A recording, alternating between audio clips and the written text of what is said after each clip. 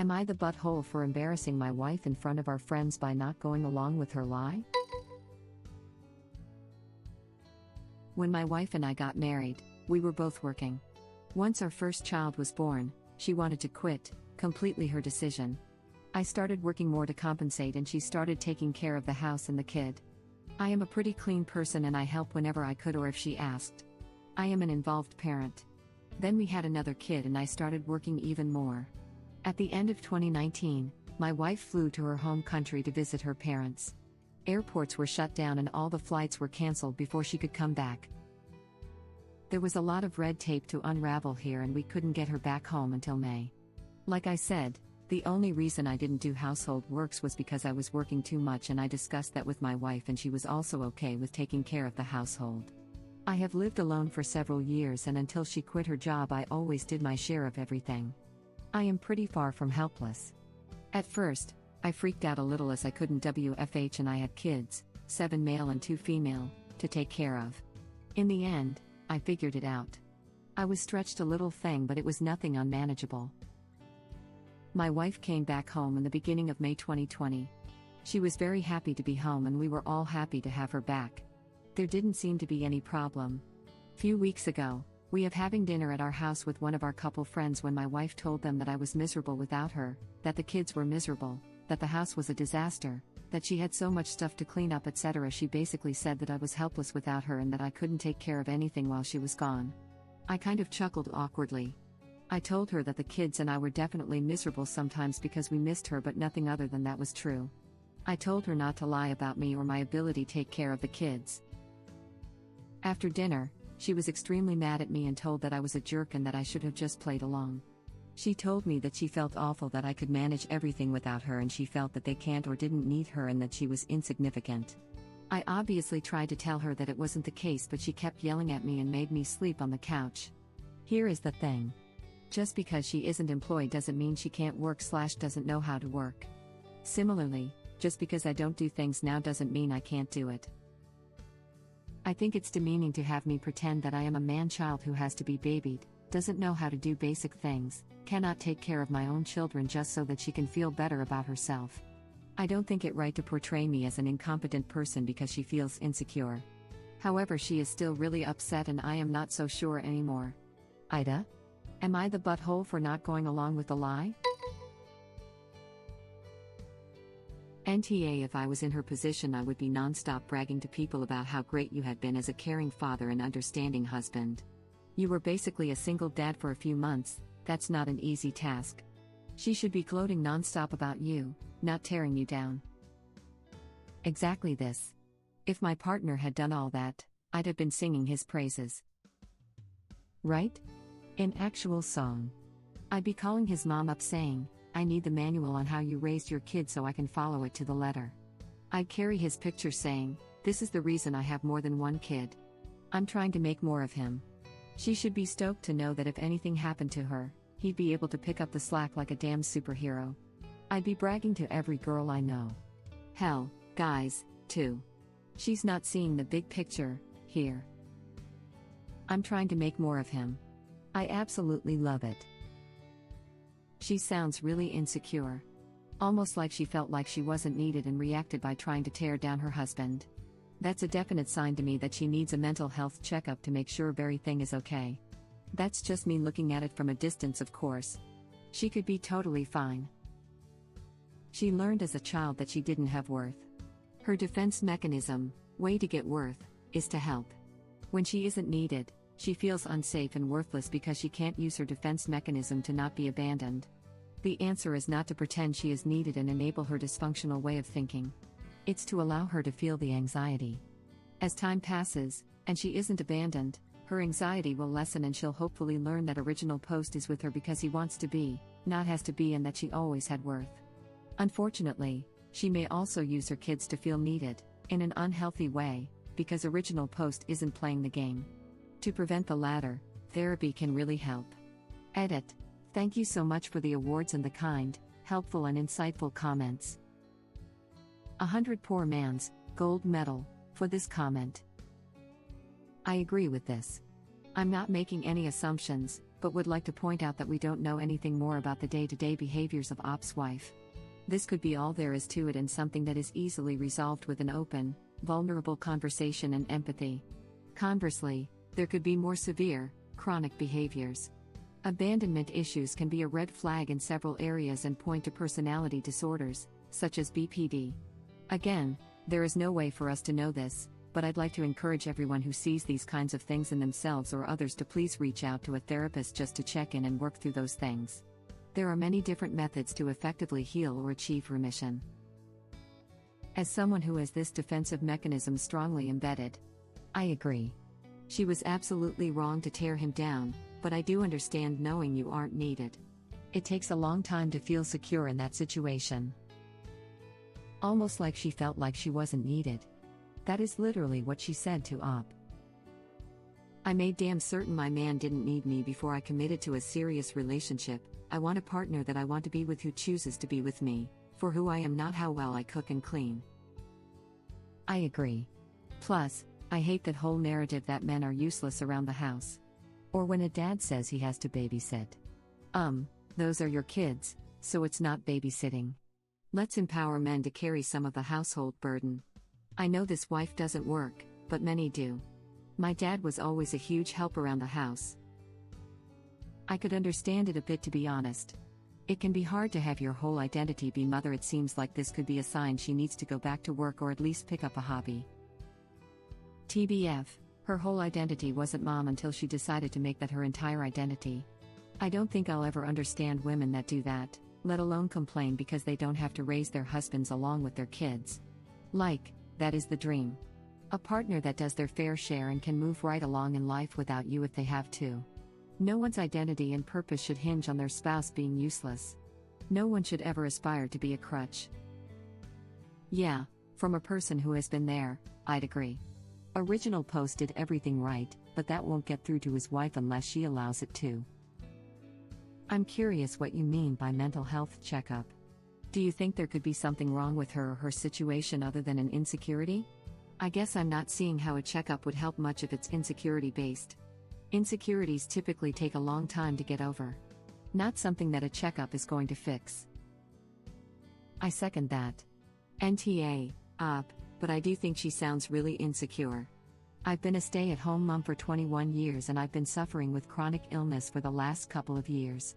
My husband has taken over a lot of things like making meals and grocery shopping. It took me a while to feel okay about that. I guess I felt guilty and useless. She definitely acted badly, but maybe a reassuring talk will help. I had this problem at a new job. It was a team of 2 people, and I joined as number 3. Well, number 2 definitely carried a ton of the weight. Number 1 was the brain/face, but laxed in the day-to-day. Well, number 2 went for a 2-week training, expecting regular calls and frantically asking her for help. Well, number 1 and I managed. I definitely had to email her occasionally, but no phone calls, and everything got done, and I received more training from 1 than I ever did from 2.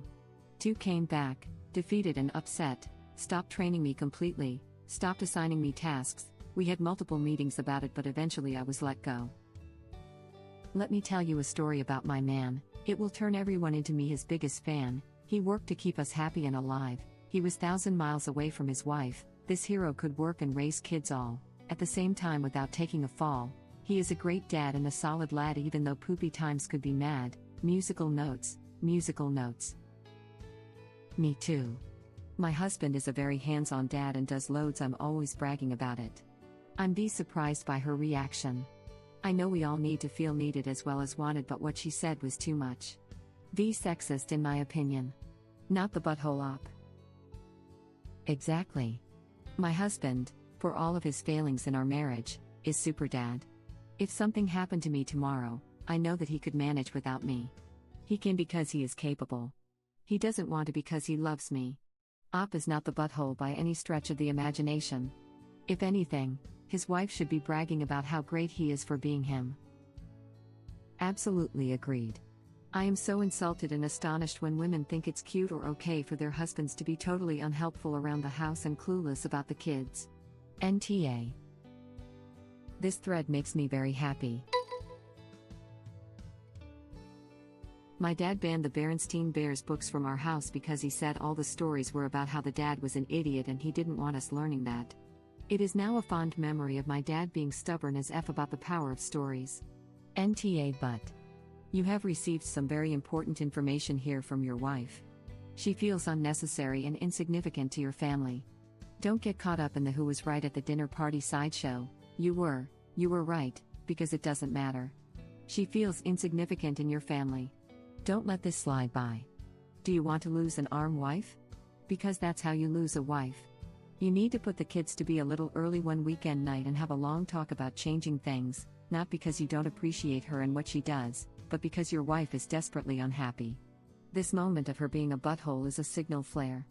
Don't focus on the flare. Help the woman who is drowning. So, this is wholly outside of the conversation, but there are people who believe Berenstain Bears to be an example of us living in the Matrix. It was never spelled Berenstain. It was, and is, Berenstain Bears. I know, you think I'm nuts. You're going to Google it. You're going to see nothing but Berenstain. Then you're going to wonder if this truly is a glitch in the Matrix. Mandela effect. My favorite of all, conspiracy theories. I joked that me and my dad were victims of it. Both of us remembered the inside of our Beatles glove box being painted a noticeably darker tone of beige, almost a brown, and that the car was actually a different color, originally. A few months back, after a long time of it sitting at Grandma's house and later again at our house, we fixed the carburetor and took it for a drive, and when we were chatting about fixing the rust and repainting it, and went to open the glove box for the example of the paint. It was the same color as the rest of the car. Both of us were very surprised, and I immediately thought of the Mandela effect. Super weird situation. I read a comment a long time ago where this person said they were with a group of friends and suddenly 4 hours passed in a span of 30 minutes and at the end of that time everything was in a slightly different spot. They said that had been several years before and since then many things have been different like the color of cars, where buildings were, etc. little things.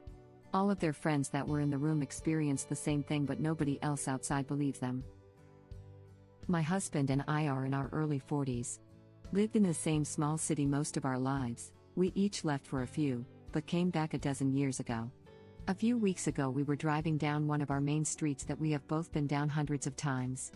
All of a sudden, we both notice a house on that street that each of us could have sworn had never been there before. I literally said, "Where the hell did that house come from?" He said he had no idea but he had never seen it before either. And it's not like it was a new house. Judging by the style it was at least from the 70s, if not earlier. This is my favorite conspiracy theory. Because we had almost all the books growing up and I always knew them as Berenstain. No A. And I felt like I've dove off the deep end for several years with this discovery. It's so wrong. No matter what proof is provided. I know what I remember.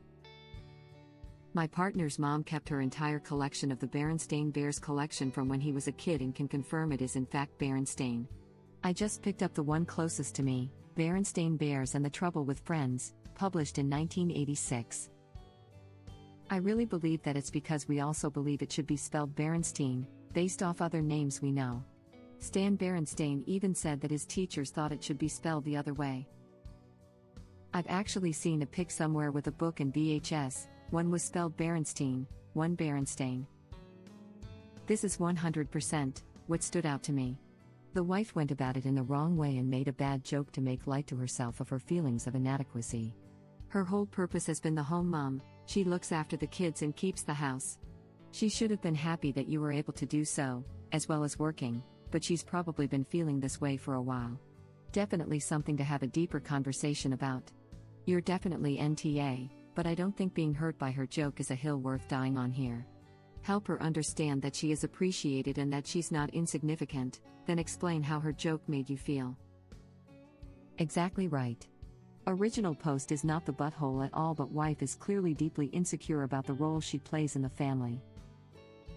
This was so beautifully said, and you're absolutely right. It's this one, up. It is you and your wife against the problem, not you against your wife. This is the rational, mature response you should have to this situation. NTA. She tried to throw you under the bus in front of your friends and expected you to just suck it up and play the poor useless husband who can't cope. Ask yourself what she would have said had you done what she did and brought up how easily you coped without her and that she clearly didn't do much. How would she have reacted? Would she have just played along? I hate the trope of the husband having no practical living/childcare skills, especially when it's assumed without any evidence.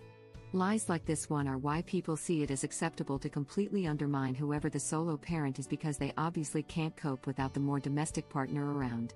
Honestly, if a friend had told me that her husband had been absolutely rubbish with the house and kids while she wasn't there, I'd be wondering why she even married a guy who supposedly couldn't support himself or his family without her. That might have been the trope 50 years ago, but absolutely not now. Absolutely agree. My husband can totally take care of the house and kids if I'm out of town. And I have done the same. Is it easier to share the load between two people? Heck yeah. I love that original post just did what needed to be done in a crappy situation.